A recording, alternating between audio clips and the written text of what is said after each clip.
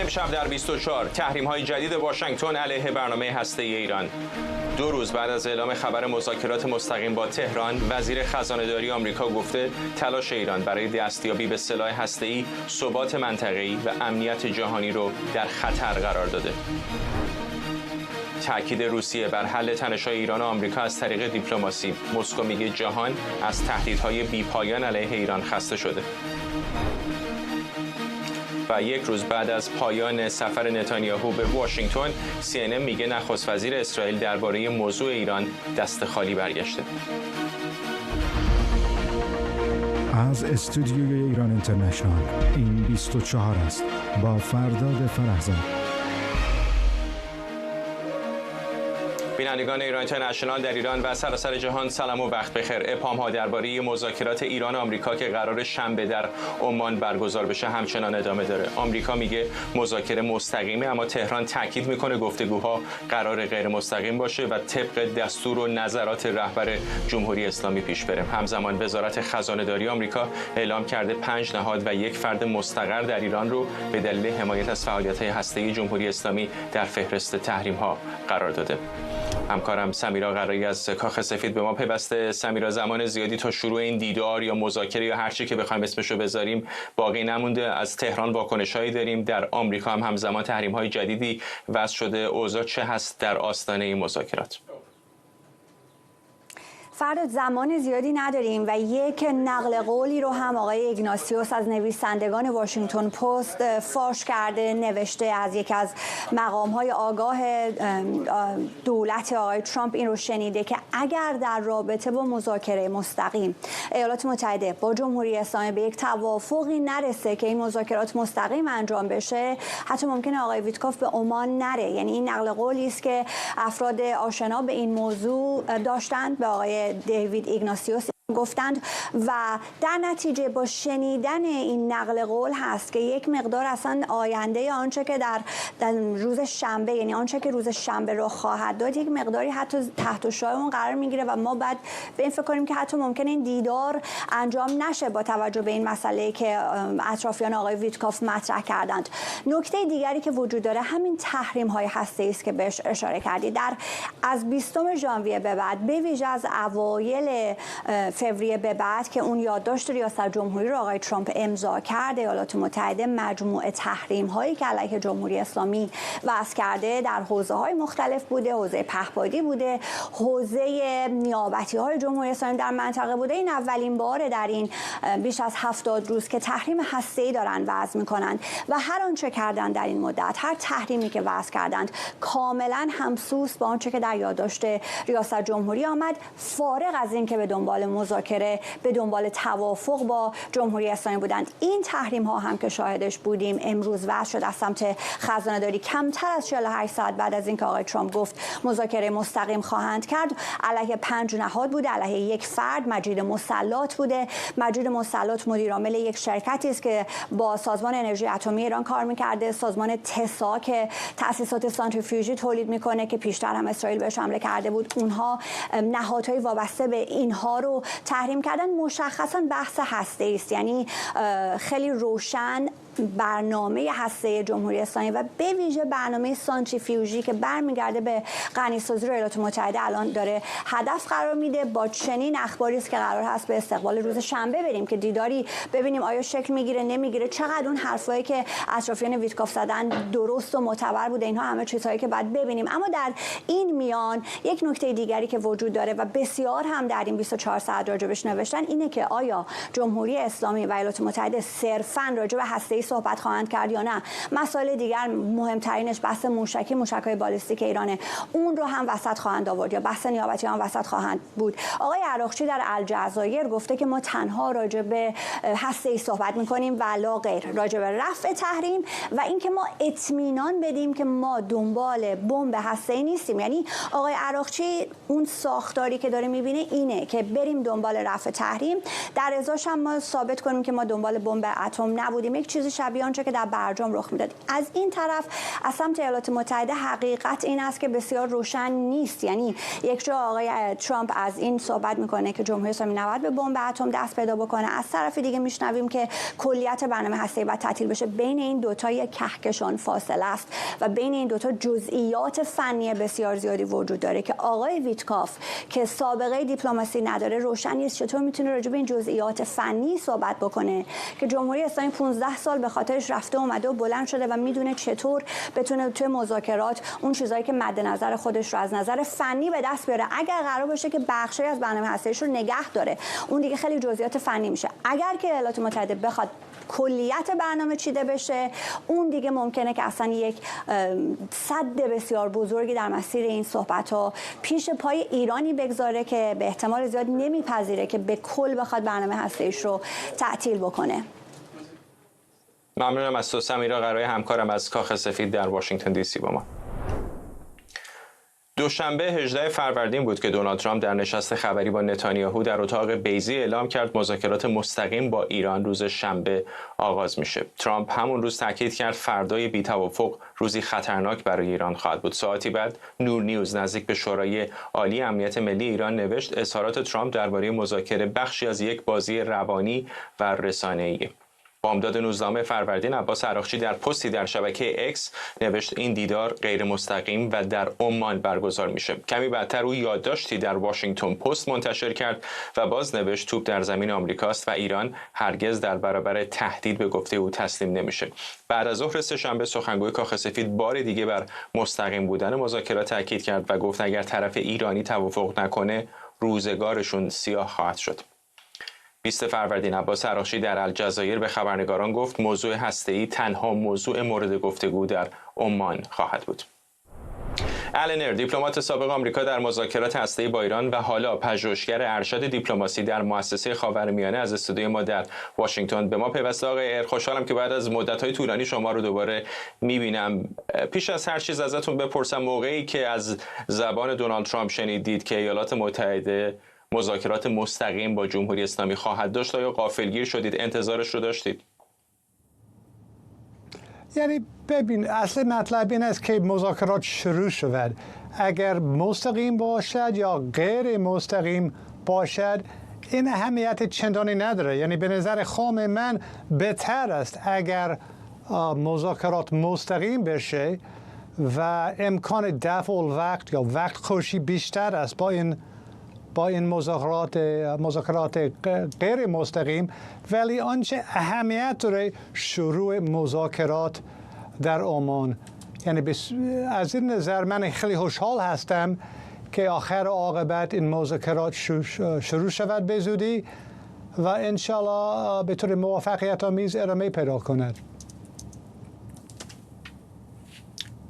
شما شاید بیش از هر کس دیگری هم طرف ایرانی رو به خوبی میشناسید. سالها در مذاکرات نقش بازی کردید. طرف آمریکایی هم به واسطه کارتون در دستگاه دیپلماسی آمریکایی میشناسید و سالهاست که برنامه هسته ایران رو هم از نزدیک و از دور نظارت کردید و به زبان فارسی هم مسلطید. بنابراین شاید اون جزئیات فرهنگی ایرانی ها رو هم خیلی خوب درک بکنید. واقعیتش الان هم که در دولت نیستید و راحت تر میتونید صحبت کنید، چقدر چشمتون آب میخوره که واقعا این مذاکرات به جایی برسه؟ یعنی همون خوشبینی محتاطانه که داشتم وقتی دیپلمات بودم هنوز دارم. یعنی کار خیلی سخت‌تر شده از نظر غنای و مقادیر اورانیوم غنی سازی شده ایران و وضع بین‌المللی که سخت‌تر شده. ولی اصل مطلب این است، یعنی مذاکره همه چیز را حل نمی‌کنه، ولی بدون مذاکره نمیشه هیچی را حل کرد. یعنی همون حل نظامی که وجود نداره. پس اگر طرفین نیت دارند و اراده دارند که مذاکره کنند به طور جدی، به طور فشرده، نه همون مذاکرات سرسری، یعنی خوشبینی، بدبینی این اصلا مهم نیست. آن که مهم است سعیمون بکنیم که این مسئله به طور مسالمت آمیز حل شود. آقای موقعیت ایران الان خیلی متفاوته با زمانی که با شما داشتن چانه زنی میکردن، به خصوص بعد از 7 اکتبر حملات اسرائیلی ها به مواضع گروه‌های نیابتی جمهوری اسلامی سنگین بوده. همین الان که داریم حرف میزنیم آمریکا بسیاری از مواضع گروه‌های نزدیک به جمهوری اسلامی مثل حوثی‌ها رو داره یکسره بمباران میکنه. وضعیت اقتصادی بسیار دشوارتر هست و انصافاً هم خب فشاری که آقای ترامپ داره میذاره حداقل در تصویر عمومی این هستش که بسیار بیشتر از دولت‌های دموکرات قبلی هست. در چنین شرایطی چقدر فکر میکنید که دیپلمات‌های آمریکایی میتونن امتیازات بیشتری بگیرن در مقایسه با همکاران شما در زمان برجام؟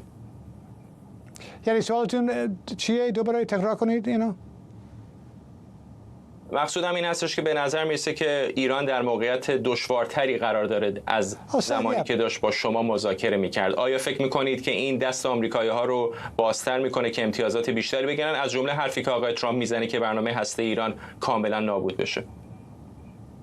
نه، یعنی 100% یعنی فرق بین الان و قبلی وقتی من عضو تیم مذاکره کننده بودم این است، یعنی من الان نمیدونم وسعت اهداف آمریکا نسبت به ایران چیه. یعنی مثل اینکه اختلاف نظر داخلی هست در دولت پرزیدنت ترامپ. یعنی استیو ویتکاف فرمودن تازه ها که مثلا مسئله برنامه راستی آزمایی برنامه هسته ایران است تا مثلا مطمئن بشیم که نمیتونن بمب بسازن. دیگران گفتن نه اینطور نیست، یعنی آرزوی ما این است یعنی برچیدن کامل برنامه هسته ایران که تا اندازه ممکن نیست، چون بعد از این که ایران یاد گرفت علم غنی سازی این قابل ریشه کنی نیست از دانشمندان ایرانی. ولی 100% یعنی تأسیسات هسته‌ای که مهم است، ولی الان فشار بر ایران زیادتر شده بدون شک و یعنی این سوال مطرح است. ببخشید طرفتون رو قطع میکنم. مقصود منم دانش هسته‌ای طبیعتا نبود، اون رو که نمیشه از دانشمندان ایرانی گرفت، اما تأسیسات هسته‌ای، غنیسازی هسته‌ای، سانتریفیوژهای ایران، آیا اینها چیزهایی هست که به نظرتون آمریکایی‌ها بتونن حتی خیلی فراتر از برجام روش یک بنبستی ایجاد بکنن؟ 100%. یعنی ایران یعنی آمریکا میتونن حمله، اسرائیل قابلیت داره که تأسیسات ایران رو هسته‌ای ایران رو نابود کنه، ولی این یعنی بهترین و مطلوب ترین راه حلی که نیست و بعضی ها گفتن که اگر اینطور بشه ایران از NPT خارج بشن و واقعا برون بشن که بمب بسازن. یادتونه تازه ها کمال خرازی که مشاور بین الملل رهبری گفتن بله قبلا یعنی موضع ایران این بود که بمب نسازن، ولی اگر وضع ایران بدتر، وخیمتر، ضعیفتر بشه ممکنه باید تجدید نظر بکنند. از این نظر خط قرمز اعلام شده آمریکا این است در دوران اوباما، بایدن، بوش و الان پرزیدنت ترامپ که ایران نباید بمب هسته‌ای داشته باشد. این خط قرمز ماست. پس مسئله این است که اگر ما بتونیم در مذاکرات جلوی اینو بگیریم این خوبه و همونطور درست مثل زمان آیت الله خامنه‌ای که مجبور شد جام زهرآلود را سر بکشه تا منافع ملی ایران حفظ شود، ممکنه همین الان آیت الله خامنه‌ای باید همون جام زهرآلود را سر بکشه تا منافع اصلی ایران حفظ شود. آقای بذارید یک سوال فرمی هم ازتون بپرسم. حرفای زیادی این روزها بین طرف ایرانی و آمریکایی میشنویم در مورد اینکه این مذاکرات مستقیم خواهد بود یا غیر مستقیم. یکم برای ما که خودتون در مذاکرات این چنینی حضور داشتید بگید تفاوت این مذاکرات وقتی مستقیم هست و غیر مستقیم هست چه هست و چه تأثیری روی کیفیت نتیجه مذاکرات داره؟ 100% یعنی نگفته نماند. مذاکرات مستقیم خیلی بهتر از غیر مستقیمه. من 5 سال عضو تیم مذاکره کننده آمریکا بودم، از اول تا آخر این چیز به دو مرحله تقسیم میشه. مرحله اول زمان احمدی نژاد و سعید جلیلی اونها که بحث مذاکرات غیر مستقیم بود، به طور کلی اتلاف وقت بود، نه به این که غیر مستقیم بود، ولی برای این که طرفین یا طرف ایران حداقل قصد حل این موضوع به طور مصالحه‌آمیز نداشته، ولی بعد از روی کار آمدن دکتر حسن روحانی و ظریف و تیم وزارت امور خارجه ایران قصد داشتن و ما قصد داشتیم این موضوع را حل کنیم و همونها که انگلیسی بلد بودند مستقیما صحبت کردن. قبلا زمان احمدی نژاد قرار شد که من ترجمه کنم بین هیئت ایران و آمریکا، ولی فرصت نشد چون راضی نبودن با ما صحبت کنند و وقتی آمد ظریف و وندی شرمن اونها یعنی نیاز به ترجمه نداشت و این مذاکرات فشرده و جدیت پیروی کردیم. از این نظر موافق بودیم الحمدلله. آقای به نظر میرسه که دره عمیقی از بی‌اعتمادی بین ایران و آمریکا وجود داره که در این سالها عمیق‌تر هم شده. دونالد ترامپ رئیس جمهوری است که یکی از نزدیکترین چهره‌های سپاه پاسداران به رهبر جمهوری اسلامی قاسم سلیمانی رو کشته. در این فضای بسیار متشنج و در این دره عمیق بی‌اعتمادی خیلی ها میگن که شانس زیادی برای مذاکرات وجود نداره. اگر بخواید شرط بندی بکنید، به نظرتون این مذاکرات به یک نتیجه دیپلماتیک خواهد رسید یا 6 ماه دیگه، 1 سال دیگه، شاید کوتاه‌تر از اون وارد فاز درگیری نظامی میشیم؟ والا من قمار باز که نیستم، یعنی نمیتونم بگم که خوشبین هستم. یعنی موضع اولیه دولت آمریکا، دولت ما این است که یک مهلت 2 ماهه باید داشته باشیم. یعنی چیز؟ یعنی این کار مذاکره کردن کار خم رنگ‌ریزی نیست که به این آسونی میتونیم انجام بدیم. یعنی کار خیلی سخت باید با جدیت و سخت کوشی پیگیری کنیم اینو، چون باید نتیجه این مذاکرات باید کتبی باشه، یعنی با مفصل و جدیت و این زمان میخواد. پس اگر باید قضاوت کنیم، یعنی شانس و درصد موفقیت ممکن زیاد نباشه، ولی باید این شانس رو از این غنیمت بشماریم و نگفته نماند. من نمیدونم مواضع اصلی واقعی آمریکا عبارت از چی است و این یک نقطه این چیز تعیین کننده است. یعنی چه رضایت آمریکا از برنامه راستی آزمایی میشه یا یک اهداف گسترده تر و حد اکثری تر دارند.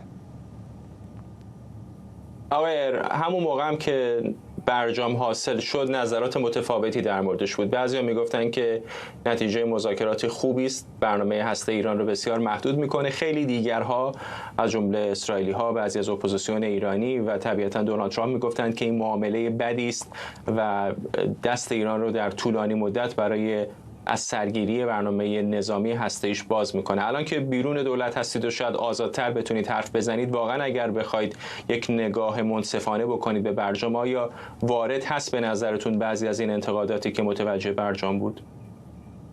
خب توافق برجام کاچی به هیچیه، یعنی به هدف یعنی مطلوب ما که نرسید. یعنی میگن که اگر هر طرف در مذاکره راضی نباشد، یعنی نتیجه مذاکرات موفقیت آمیز بود.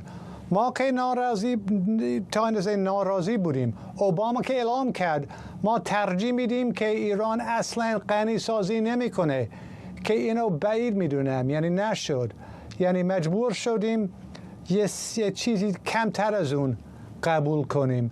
ایران هم یعنی به بالاترین اهدافش در مورد مذاکرات هسته‌ای لابد نرسیدی باشه. پس برجام که خوب بود، عالی که نبود و عیب داشت و دونالد ترامپ، پرزیدنت ترامپ و استیو ویتکوف میتونه یک برنامه راستی آزمایی قوی تر، طولانی تر، کامل تر به دست بیاره از طریق مذاکرات. یعنی ولی چیز نردبان پله پله ما سعیمون رو کردیم و برجام که بد نبود. و در آخر آقای به نظر میرسه که عباس عراقچی نقش کلیدی خواهد داشت در این مذاکرات که به نظر میرسه فاز اولش اگر پیش بره دیدار او با استیو ویتکاف در مسقط عمان خواهد بود. در اون مذاکراتی که با تیم ایرانی داشتید عراقچی هم چندین بار حضور داشت، چطور یافتید او رو؟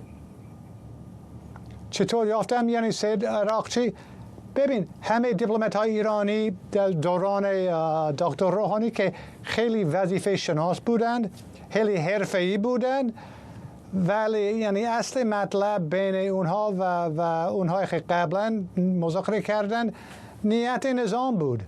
یعنی تا اندازه زیاد دیپلمات‌های ایران مثل دیپلمات‌های آمریکایی مجری‌اند، یعنی اجرا می‌کنند سیاست کل نظام را، یا در مورد ما سیاست کل ایالات متحده را. از این نظر بله، ظریف و سید عراقچی و بدی نژاد و تحت روانچی همشون حرفه‌ای بودند و مثل عرض کردم حضورتون وظیفه شناس بودند، ولی فرق بین برجام و قبل از برجام نیت طرفین بود و اراده طرفین برای حصول توافق. ممنونم از شما. النر، دیپلمات سابق آمریکا در مذاکرات هسته‌ای با ایران و حالا پژوهشگر ارشد دیپلماسی در مؤسسه خاورمیانه، از استودیوی ما در واشنگتن دی سی. ماریا زاخارووا، سخنگوی وزارت خارجه روسیه، در پاسخ به خبرگزاری رویترز درباره رویکرد این کشور در مقابل جنگ احتمالی آمریکا و ایران گفته جهان از تهدیدهای بی‌پایان علیه ایران خسته شده و جنگ با جمهوری اسلامی صلح رو به دنبال نخواهد داشت. مسکو در عین حال هشدار داده که تهران پیشاپیش در حال اتخاذ تدابیر بازدارنده است. علیرضا نامور حقیقی، تحلیلگر سیاسی از تورنتو، و احمد بخشیده، استاد دانشگاه دوستی ملل از مسکو با ماست. آقای بخشیده، با شما شروع میکنم. خیلی سیگنال های متفاوتی این روزها از مسکو داره میاد. با خود شما هم صحبت کردیم. یک روز حرف از این میزنن که در صورت حمله نظامی آمریکا روسیه الزاما از تهران دفاع نخواهد کرد. از طرف دیگر میگن که تهدیدهای این چنینی علیه تهران سازنده نیست. کجا ایستاده واقعا مسکو در این تنش بین ایران و آمریکا؟ با درود خدمت شما و جناب نامور حقیقی. روسیه در شرایط دشواری قرار داره از این جهت که خب از یک سو با آمریکا داره مذاکرات سازنده‌ای رو پیش میبره و امید داره بتونه به یک نقطه پایانی در جنگ اوکراین برسه. از سمت دیگه خب متحد نظامی خودش در خاورمیانه در شرایطی هست که حالا پیش روی مذاکره با ایالات متحده قرار گرفته و ممکنه که روسیه در شرایطی قرار بگیره که ایران رو هم مثل سوریه از دست بده. و فراموش نکنیم نقش آقای ویتکاف رو که حالا شنبه با آقای عراقچی قرار مذاکره بکنه. خب آقای ویتکاف کلیدی‌ترین نقش رو در مذاکرات اوکراین هم داره. سفرهای متعددی که به مسکو داشتش، همون موقع هم گمان زن‌هایی مطرح میشد مبنی بر این که انتظاراتی که ایالات متحده داره از روسیه که کمک بکنه بلند پروازی های جمهوری اسلامی رو کنترل بکنه و جمهوری اسلامی رو وادار بکنه پای میز مذاکره با آمریکا بنشینه. از این جهت وقتی که همه اینها رو کنار همدیگه قرار می‌گذاریم، حالا با روسیه ای روبرو هستیم که از یک طرف بله به درخواست آمریکایی‌ها میخواد که ایران پای میز مذاکره بنشینه، از سمت دیگری خب متوجه میشه که جمهوری اسلامی هم مثلا از صحبت‌هایی مثل صحبت‌های آندری روندکو که معاون وزیر خارجه روسیه هست دیروز گفتش که اگر قرار باشه درگیری نظامی شکل بگیره روسیه متعهد نیستش که به ایران کمک بکنه. طبیعتا جمهوری اسلامی از این صحبت‌ها هم خوشش نمیاد. نتیجهش این میشه که حالا صحبت‌های امروز خانم ماریا زاخارووا یا آقای پسکوف رو داریم که میگه که حالا اگر قرار باشه که این جنگ لفظی بخواد علیه ایران شکل بگیره، ایران هم میتونه خودش رو تقویت بکنه. ولی به نظر روسیه سعی میکنه این بین ایالات متحده و جمهوری اسلامی و از سمت دیگه متحد خودش اسرائیل قرار بگیره و بیشتر توصیه بکنه که حالا هم آمریکایی ها مذاکرات رو سیاسی نکنن و هم جمهوری اسلامی وارد یک مذاکرات مستقیم با آمریکا بشه تا بحث هسته‌ای رو بتونه به یک حل و فصل برسونه. آقای نامور، به نظر میرسه که تصویر شما مشکلی داره. همکاران من دارن تلاش میکنن با شما صحبت کنن که تصویر اصلاح بشه تا موقعی که ارتباطمون با آقای نامور حقیقی بهتر بشه. من همچنان با آقای بخشیده صحبت میکنم. آقای بخشیده، درسته که به نظر میرسه که ایالات متحده آمریکا و ایران دارن به سمت مذاکره پیش میرن، ولی به هر حال انصافا این سایه جنگ هنوز سنگینی میکنه. اگر این رویارویی صورت بگیره در عدم نتیجه گرفتن مذاکرات، فکر میکنید مسکو روی زمین در شرایط واقعی کجا خواهد ایستاد؟ فکر میکنم روسیه اون چیزی که در قبال آقای اسد نشون داد خب یک چیز عینی بود و طبیعتاً به نظر من سوریه جایگاه بالاتری داشت و نسبت به جمهوری اسلامی، چون روسیه در سوریه 2 پایگاه نظامی داشت، در حالی که در جمهوری اسلامی ایران که روسیه پایگاه نظامی نداره.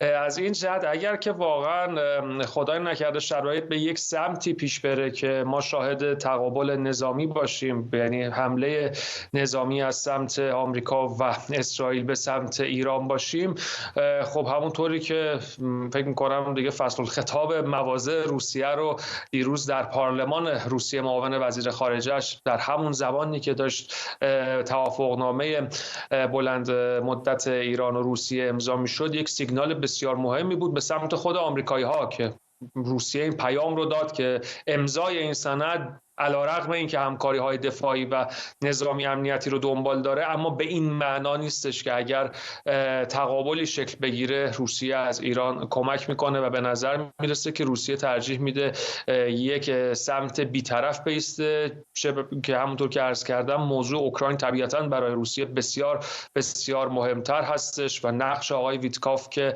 میدونه بسیار پر اهمیت برای اینکه جنگ اوکراین تموم بشه. خب به نظر میرسه که ما همچنان مشکل تصویری با ارتباطمون با آقای نامور حقیقی داریم، ولی صدای آقای نامور حقیقی به ما میرسه، بنابراین از صدایشون استفاده میکنیم. متاسفانه تصویرشون رو فعلا نداریم. آقای نامور حقیقی، پیش از هر چیز چقدر خود شما واقعا امیدوار هستید به این مذاکرات تهران و واشنگتن؟ چون به رغم اینکه به نظر میرسه یک خوشبینی محتاطانه وجود داره، ولی همطور که به آقای بخشیده هم گفتم این سایه جنگ به نظر هنوز سنگینی میکنه روی مذاکرات. بله، خدمت شما بینندگان محترم و جناب آقای دکتر بخشیده سلام عرض میکنم. به هر حال ببینید، لحاظ جمهوری اسلامی شرایط بسیار دشواره، به خصوص شرایط اقتصادی. حکومت ظرفیت ورود به یک درگیری گسترده رو نداره. از اون طرف هم آقای ترامپ خب ترجیح میده که با توجه به چالش‌های مهمی که با جنگ تعرفه ها، مسئله اوکراین، مسئله غزه و مخالفین داخلی داره، ترجیح میده مسئله ایران رو با کمترین هزینه حل و فصل کنه. بنابراین از این بابت میشه خوشبینانه محتاطانه داشت. ولی الان 2 تا تحلیل هست. یکیش این است که ایران بیشتر برای مذاکره میخواد بکنه، یعنی نماد مذاکره رو بگیره برای اینکه امکان مقابله نظامی رو به تأخیر بندازه در حال حاضر، تا بعد بتونه موقعی که آقای ترامپ با چالش‌های بیشتری روبرو شد از به قول معروف از اولویتش خارج بشه و مسیر خودش طی کنه. عده‌ای هم معتقدن نه، یک به قول معروف با توجه به همون مشکلاتی گفتم، حکومت ناچاره که این موضوع رو حل و فصل کنه و خب اگر هم بخواد حل و فصل کنه با آقای ترامپ میتونه حل و فصل کنه، برای اینکه آقای ترامپ کسی است که میتونه بر مخالفین داخلیش توی کنگره در این مورد بایسته حل کنه و حتی در مورد اسرائیل، چون حتی خود اسرائیلی‌ها گفته بودن که اگر آقای اوباما یا بایدن پیشنهادی داده بودن نتانیاهو میتونست مخالفت کنه، ولی با ترامپ نمیتونه مخالفت کنه. یعنی اون موقعیتی که برای مخالفت با توافقات یا مذاکرات آقای بایدن و اوباما رو آقای نتانیاهو داشت و موضع رو، با ترامپ نمیتونه همچین موضعی رو بگیره. بنابراین میشه گفت که در تهران یک ساین رو به جلو دادن. باید ببینیم که اگر روز شنبه برگزار بشه ممکنه حتی در گام بعدی مسئله دعوت آقای ویتکوف به تهران هم مطرح بشه، برای که بخشی از این مذاکرات غیر مستقیم. ببخشید حرفتون قطع می‌کنم آقای نامور، حقیقی نمیتونه یک کارت هرچند مخاطره آمیز اما قوی برای جمهوری اسلامی باشه؟ چون اگر واقعا بتونه با ترامپ به توافق برسه که یک رئیس جمهوری خواه به زعم بعضی ممکنه تندرو باشه، دیگه چهرهایی مثل لینزی گرام یا آقای نتانیاهو هم شاید چندان نتونن جلوی او بایستن. دموکرات‌ها هم که حتی اگر در دوره‌های بعدی توفیقی داشته باشن بعیده بخوان تغییری در یک توافقی که با ایران امضا شده ایجاد بکنن. تقریبا توی بلوک قدرت ایران میشه گفت که گروه عمده‌ای از دیپلمات‌های سابق، دیپلمات‌های فعلی، برخی از مشاورین شورای امنیت ملی، تکنوکرات‌ها، تمام اکثر گروه‌های اقتصادی به جز اینایی که تو کار تحریم و دورزدن تحریمن، همه نظری که شما فرمودید معتقدن که اگه توافقی باشه که امضای آقای ترامپ زیرش باشه، نه اینکه حالا یه توافق کلی، نه، امضای آقای ترامپ باشه، هم قابل اعتمادتره و همینه که میشه رفت جلو و این یه فرصت جدیدی برای ایران، چون در موارد گذشته خب اون توافق با رئیس جمهور آمریکا نبوده، اون توافق برجام یه تفاهمنامه مشترک بوده. بنابراین در این حالت هم امکان پیش رفتن در مورد حل مسائل وجود داره، هم اینی که میتونه پایدارتر باشه، مضافاً برای اینکه اگر نگاه کنید ساین اینی که آمریکا بیاد تو ایران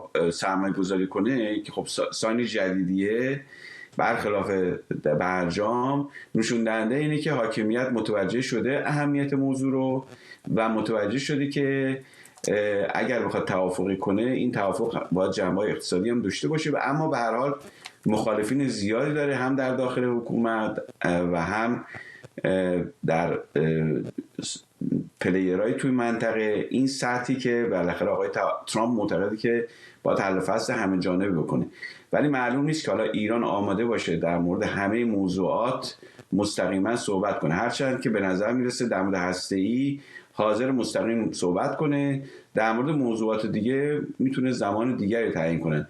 من فکر کنم در این حال اگه دقت کرده باشید زمزمه دعوت از آقای ویتکاف و آقای تاکر کارلسون به تهران خیلی جدیه و شاید هم دعوتشون کنن، چون مشکلی تو مذاکرات غیر مستقیم داره ایران اینی که میخواد با مذاکرات غیر مستقیم زمان بخره برای اینی که چطوری پاسخ بدن به مطالبی که مطرح میشه.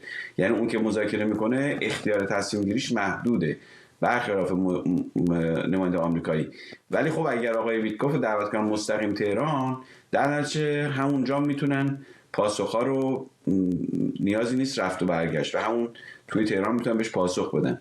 در مورد این پیشنهاداتی هم مطرح شده، حالا شاید هم عملی بشه. ممنونم از هر دوی شما. آقای نامور، حقیقی هرچند دوربینتون از فوکس خارج بود و نتونستیم شما رو ببینیم، من فکر کنم مهمانانمون، بیننده هامون همه فهرست کتاب‌های شما رو دیدن. ممنونم از شما علیرضا نامور حقیقی از تورنتو و احمد بخشیده استاد دانشگاه دوستی ملل روسیه از مسکو با ما.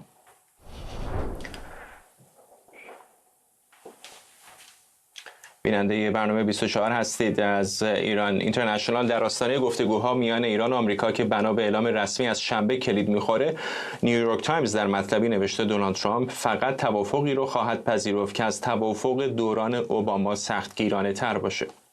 بر اساس این مقاله در حالی که ایران خواهان بازگشت به چارچوب توافق 2015 آمریکا بر برچیدن کامل زیرساخت‌های هسته‌ای، موشکی و پایان حمایت تهران از گروه‌های نیابتی تاکید داره. این در حالیه که تیم مذاکره کننده آمریکا رو استیو ویتکاف، یک مشاور املاک بدون سابقه در حوزه هسته‌ای هدایت میکنه. فضای پیش از مذاکرات پرتنشه و واشنگتن بارها تاکید کرده گزینه نظامی همچنان روی میز کاخ سفید قرار داره.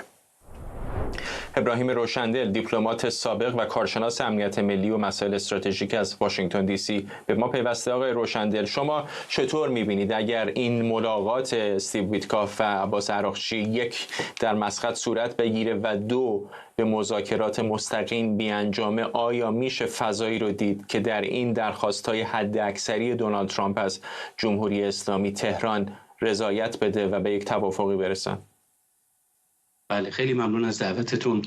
اون چی که ما در رابطه با بحث مذاکره مستقیم و غیر مستقیم تاکنون شاهد بودیم من قبلا هم عرض کردم مذاکره مستقیم یعنی ورود به یک جاده یک طرفه که ایالات متحده آمریکا خواسته های خودش رو تلاش خواهد کرد که به اطلاع مقامات جمهوری اسلامی برسونه و قبلا هم این اطلاع رسانی شده. بنابراین سفر آقای ویتکاف به عمان و ملاقات با آقای عراقچی یا هر نماینده‌ای که از طرف جمهوری اسلامی باشه طبیعتاً با توجه به نقش ایشون و مسئولیتش در عنوان مشاور رئیس جمهور در امور خاورمیانه فقط حاوی یک موضعی خواهد بود که بتونه این اعتماد سازی رو به صورت نسبی ایجاد بکنه، ولی اون لیستی که آمریکا دنبالش هست که بر جمهوری اسلامی اون رو تحمیل بکنه، در گام‌های بعدی ما شاهد بروز یک مذاکرات جدی بین ایالات متحده آمریکا و تیم جمهوری اسلامی خواهیم بود. بنابراین اون چیزی که در رابطه با سفر آقای ویتکاف میشه گفت اینه که این سفر بر اساس یک خوشبینی در چارچوب شکستن یخ‌های روابط هست، ولی هر دو طرف گام دوم رو بر این گذاشتن که بتونن مطالبات خودشون رو به صورت صریح مطرح کنن. اون چیزی رو که میتونم عرض کنم جمهوری اسلامی اصرار بر مذاکره غیر مستقیم داره، میخواد حتی مذاکرات مستقیم هم باشه اون آپشن یا اون گزینه لغو تحریم ها رو بلافاصله جلوی تیم آمریکایی بذاره، ولی تیم آمریکا من بعید میدونم که در ابتدا بخواد وارد این حوزه بشه، چون مطالباتی که آقای ترامپ دنبال میکنه متفاوت از اون چیزی که در دوره آقای اوباما بود. اختلافات جمهوری اسلامی و ایالات متحده آمریکا در سطح وسیع‌تری الان قرار داره و هر دو کشور رو در یک موضع تقریباً تخاصمگونه قرار داده. آقای روشندل، پیشتر هم در دور اول وقتی دونالد ترامپ از توافق هسته‌ای خارج شد گفت که این توافق خوبی نیست و الان دلیلی که دوباره وارد مذاکرات شدن هم همین هست. بنابراین میشه حد زد همونطور که نیویورک تایمز هم داره ادعا میکنه که به احتمال بسیار زیاد دولت آقای ترامپ درخواستای خیلی بیشتر از برجام اولیه خواهد داشت. آیا میبینید که جمهوری اسلامی که زیر به نظر این فشارهای حداکثری حاضر به مذاکره با دونالد ترامپی شده که رهبر ایران گفت حاضر نیست به او پاسخی بده، زیر همین فشار حداکثری برنامه هسته‌ایش رو هم به طور کامل یا به اندازه بسیار بالا از جمله غنیسازیش رو کنار بذاره؟ بله، ببینید آقای خامنه‌ای به نظر من دچار یک اشتباه بزرگی شد که خیلی مطلق گرایانه به نفی مذاکره با آمریکا نظر داد و طبیعتاً شکاف رو در داخل مجموعه حکومت بیشتر کرد. من تصورم این هست که آقای خامنه‌ای یکی از دلایلی که باعث شد آقای ظریف رو از مجموعه دولت خارج بکنه و به عنوان مشاورش در واقع در مجموعه حاکمیت قرار بده، طبیعتاً نرمش قهرمانانی دیگری رو ما شاهد خواهیم بود و تصور من این هست که نگرانی ایالات متحده آمریکا در بحث هسته‌ای یک بخش بزرگش در رابطه با 300 کیلوگرم اورانیوم 60% غنی شده هست که باید جمهوری اسلامی این رو تحویل بده، مشابه اون چیزی که البته در مورد لیبی مثال میزنن، ولی این مقاومت ها ادامه خواهد داشت. من این نرمش قهرمانانه رو در سطح وسیع‌تری از طرف حاکمیت میبینم. آقای خامنه‌ای تا حدودی میشه گفت موضع اقتدار مآبانه خودش رو در بین جریان میانه رو و همچنین گروه‌هایی که مایل هستند وضعیت تغییر بکنه از دست خواهد داد. من این عقب نشینی رو محتمل میدونم، ولی یک مقدار در پروسه مذاکراتی که بین دو کشور خواهد بود، اون چالش هایی که ایجاد خواهد شد، اونجا به تدریج ما شاهد عقب نشینی آقای خامنه‌ای خواهیم بود. من قبلا هم عرض کردم تمام عقب نشینی های خامنه‌ای در دوری بوده که میانه روها حاکم بودند، چه در سال 2001 که زمان آقای خاتمی بود ایران پیشنهاد توقف فعالیت غنیسازی رو پذیرفت بعد از سفر 3 وزیر خارجه انگلیس، آلمان و فرانسه به ایران، و در مرحله دوم سال 2014 بود که زمان آقای روحانی بود و الان هم به نظر من نرمش قهرمانانه خیلی بیشتری رو شاهد خواهیم بود. ممنونم از شما ابراهیم روشندل، دیپلمات سابق و کارشناس امنیت ملی از واشنگتن. CNN میگه سفر نتانیاهو به ایالات متحده هیچ دستاورد روشنی در زمینه وضعیت ایران یا کاهش تعرفه‌های وارده به اسرائیل نداشته. این رسانه آمریکایی در گزارشی گفته این سفر بزرگترین ضربه به یکی از موضوعات مورد علاقه نتانیاهو بود، در حالی که پیش از این سفر بسیاری از گمانه‌زنی‌ها این بود که دو رهبر درباره حملات نظامی به ایران گفتگو می‌کنند. CNN نوشته اگرچه نتانیاهو آگاه از تصمیم مذاکره آمریکا با ایران بوده، اما افشای ناگهانی اون رو شگفت‌زده کرده. بن سبتی، پژوهشگر ایران و اسرائیل از تل آویو با ماست. آقای سبتی، خریدار چنین گزارشی هستید که آقای نتانیاهو غافلگیر شده از مذاکرات مستقیم ایالات متحده و ایران و دست خالی بازگشته به اسرائیل؟ شب بخیر به شما و بینندگان. ببینید، توقع بالاتر بود. بله، توقع بود که این مسئله با اسرائیل زودتر در میان گذاشته میشد و نه 1 ساعت قبل از این مصاحبه‌ای که داشتن دو رهبر. ولی آقای ترامپ به دلایلی، خب شاید به خاطر اینکه مخالفت جدی اسرائیل رو میشناخته و نمیخواسته که به این مذاکرات ضربه بخوره، ضربه شدید بخوره، اون رو از اسرائیل تا حدی میشه گفت پنهان کرده بود. البته علائم زیادی بود حتی از طرف خود جمهوری اسلامی، همینی که به روزنامه کیهان تذکر شدید دادن، همینی که پرچم آمریکا رو نمیسوزوندن چند روز و علائم دیگه که ما سعی کردیم توجه کنیم در مؤسسمون و جاهای دیگه.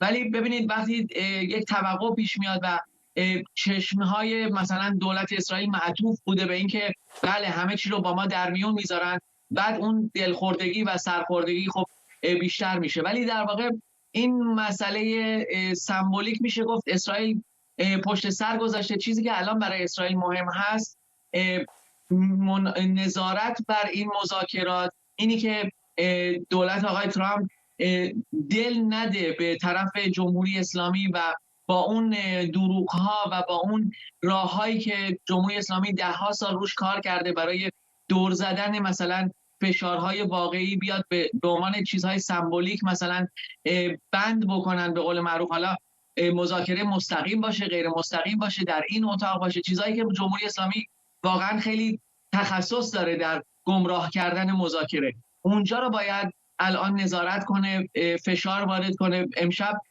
رئیس سازمان CIA اومده اسرائیل. این مهمتر از اون لحظه تعجب هست. اومده که مثلا مسائل جدی رو در میون بذاره با خود آقای نتانیاهو و همینطور رئیس موساد، جزئیاتی که باید در موردش بحث بشه، چه موادی مثلا از ایران باید خارج بشه، مسئله سنتریفوژ ها چی میشه و مسائل دیگه، مسائل بازرسی در این مناطق هسته‌ای. اینها چیزهای جدی هست. حالا ایشون سورپرایز شده، بله این چیزی بود که ما همه دیدیم و دیگه کار گذشته است. آقای نتانیاهو ویدیو منتشر کرده، گفته توافق با ایران باید چیزی شبیه به توافق با لیبی باشه. در این حال آقای ترامپ میگه که یک هدف اصلی داره و اون دست نیافتن جمهوری اسلامی به سلاح هسته‌ای است. اگر آقای ترامپ یک توافقی به دست بیاره که تا اندازه‌ای دسترسی جمهوری اسلامی به سلاح هسته‌ای رو محدود بکنه، اما شاید چندان روی گروه‌های نیابتیش، برنامه موشکیش، غنیسازی محدودش تمرکز نکنه، آیا به نظرتون این شکستی برای آقای نتانیاهو خواهد بود؟ اولا در مورد خود مسئله هسته‌ای من فکر می‌کنم خب میدونید در یک چانه‌زنی، در یک مذاکره بالاخره هر طرفی دست بالا میگیره، قیمت بالایی میده و یک جایی در اون وسط راه جوری که مطلوب باشه مثلا برای طرف اسرائیلی، برای طرف آمریکایی، من فکر میکنم کنار میان. حالا مثلا جمهوری اسلامی انرژی هسته‌ای رو مثلا اونجور که ادعا میکنه و پشتیبانی روسیه هم داره، اون رو بتونه هنوز نگه داره و از سلاح هسته‌ای دور بشه، من فکر کنم اسرائیل تا حدی بتونه با این موضوع کنار بیاد. مسئله سپاه، مسئله نیروهای نیابتی، مسئله موشکی، اینها موضوعایی هستن که جمهوری اسلامی پافشاری میکنه. من فکر میکنم در این موضوعات اگر حتی دولت ترامپ مخالفت بکنه به خاطر اینکه ما در این منطقه زندگی میکنیم و این ضربه شدیدی که در 7 اکتبر به وجود اومد و درسی که اسرائیل گرفت، من تعجب نمی کنم اگر خود اسرائیل هم حتی دست به اقدامی بزنه و بر ضد این موضوع، همینطور که الان داره هنوز در سوریه، در لبنان اقدام میکنه. من فکر نمی کنم که اسرائیل این اقدامات رو کنار بذاره. ممنونم. بن سبتی، پژوهشگر ایران اسرائیل از تل آویو با ما، و ممنونم از شما که بیننده برنامه 24 امشب بودید.